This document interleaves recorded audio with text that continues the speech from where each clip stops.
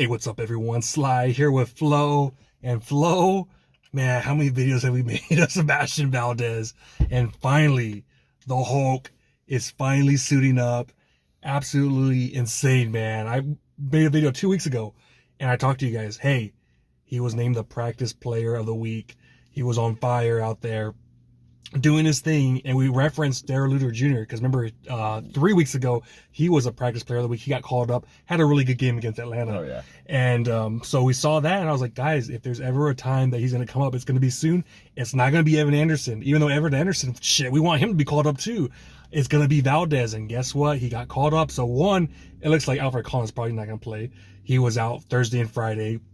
And then we all know about Mikal Williams. He's gone. He plays both inside out. So man, how do you feel the Hulk, Sebastian Valdez, finally gonna touch that grass?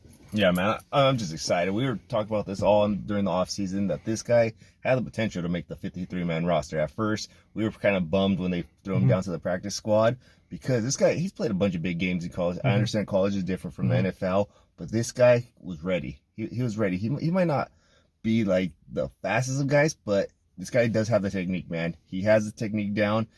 Another thing also, he's young, man. Right now, our guys who we have out there, they're not the long-term solution. This be simple, man. That's been our weakness the last couple of years, is that freaking line. So we got to start to address it. We can't be doing the same thing over and over again and expect different results. Come on now. Kyle Shanahan, for as smart as this guy is, he's loyal to some of those guys, man, and it hurts him. And that's what's been hurting us the last couple of years, right?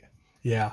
And you're right, like Jordan Elliott, man. I don't think he's a long-term solution. No. So that's why I'm like, bro, bring in Evan Anderson, bring in Sebastian Valdez, bring in these young cats, see what they got.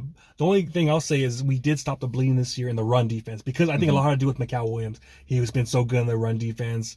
And other guys, Alfred Collins has been pretty solid in the run defense.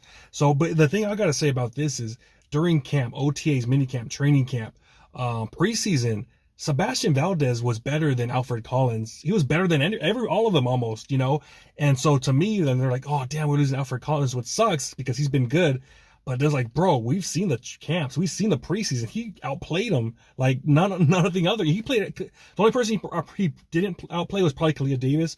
Other than that, man, he went toe-to-toe with everyone. That's why guys like Bryce Huff and all the offensive line were like, dude, this guy's badass right here, you know?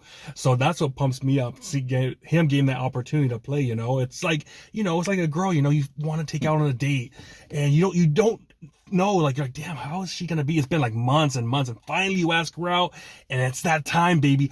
That's how it feels that night, Saturday night, baby. It's like the night before. You've been waiting, contemplating about what could happen, and it's finally here. So I'm pumped up, man. I'm jacked up. Yeah, I know, man. I know you were super stoked because right as you heard the news, man, you gave me a call. You're like, guess what? I was like, dude, I don't know what's up. I just freaking got back from the gym, and you're a hype, man. Heck yeah, man. I was hyped because, yeah, he's one of the guys I've been talking about. And again, like last week, I talked about it, how, you know, we never got the opportunity to see Drew Moss. You know, he was there, but we never got the opportunity. He got poached. It's like, damn, man, at least here with these other young cats, I want to see what they could do. Like, to me personally, I'm looking at another guy. Remember Jacob Robinson, the cornerback from BYU? He's the guy that I'm like, he got hurt, but it's like, man, I'm still thinking about next. Yeah, I'm thinking about next year. Like, bro, this guy comes in next year. Like, what's he going to be? He was like dominant this training camp. So he's another young guy that I'm looking at like, dude, I just can't wait to see what we could do with this guy, you know? So I'm pumped up, and I think he's going to get quite a bit of reps. I know people were talking about it. Right now we're down to the bodies, man. We're down to like 10 healthy dudes on the defensive line. So I think he's going to get quite a few snaps. We saw Robert Beal last week. He got his most snaps, 13. I'm thinking Valdez is probably going to get like 20-ish snaps out there, because with defensive linemen, especially the defensive tackles, they're constantly in and out because they're big dudes, dude. They get tired really fast. Yeah. So he's going to get his opportunity, and hopefully I'm hoping he could get some pressure, because let me tell you right now, Stafford, if he has all day, we're screwed, buddy. Yeah. But that's the thing. He does get the pressure. He might not always finish the sacks. Like I said, he has the technique, but he might not be the most explosive. But he does put the pressure. Yeah, Valdez, right? Yeah, he might not always finish the play to get the sack, but like I said, he's always creating havoc. He kind of takes away some of the doubles for some of these guys sometimes.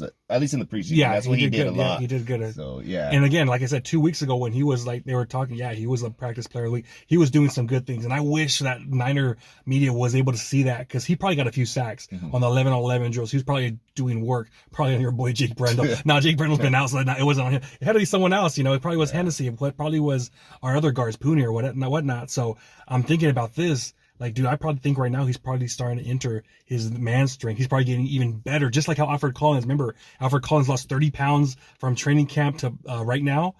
I think the same thing was going on with Valdez, man. He was getting better and better in practice. And then Kyle Shanahan won the last week. It was like, dude, he had a really good practice. A practice squad player. You really don't hear that a lot, you know. We heard Luter a few weeks ago, and then he played good. And then Valdez, so that's what jacks me up. Like, dude, this guy might be ready. He's hungry, fresh.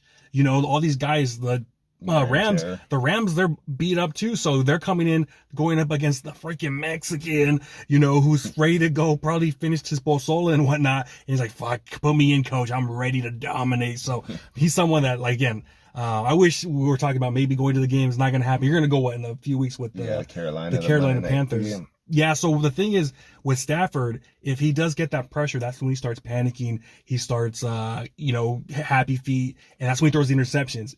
If we don't get pressure on this dude, remember the last game we had, all day, the last 3 drives, he was just driving down the field on us because we had no pressure. Our guys were gassed. So we gotta get pressure. And I think that's one thing that I'm pumped up. He was able to get pressure on the preseason. We need guys, dude.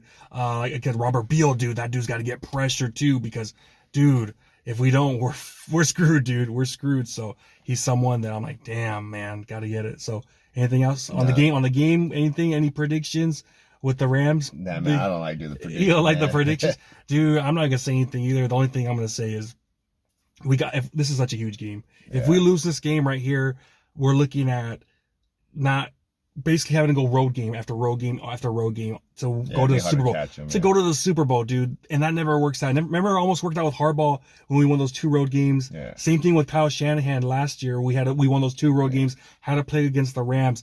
That right there is tough to do. If we win this game right here, we're set up for, you know, having a chance at getting that home field advantage, at least 2 games home field advantage. So, I mean, it's all for all the marbles. Right now, I know the Rams are favored to go to the Super Bowl right now. If we're able to beat this team 2 times, that right there, man, you got a chance, man. We got a puncher's chance, you know, with young guys like if Valdez comes in, steps up, Robert Beal comes in, steps up, Bryce Huff coming back from the injury. Who knows if we'll get Purdy back, Pearsall. I mean, damn, man. Like, I feel like we're right there. And I mean, I'm jacked up, man. When I heard this news about Valdez, I told you, like you said, I called you up and I was like, dude, this is it right here. Like, this is for all the marbles, right? Not for all the marbles, but it's a huge game, man. And I'm pretty pumped up that this dude's ready to go, man. All right. Well, you guys let us know in the comments what you guys think about Valdez getting the call up. Like, comment, subscribe, hit that notification bell. See y'all next time. Peace.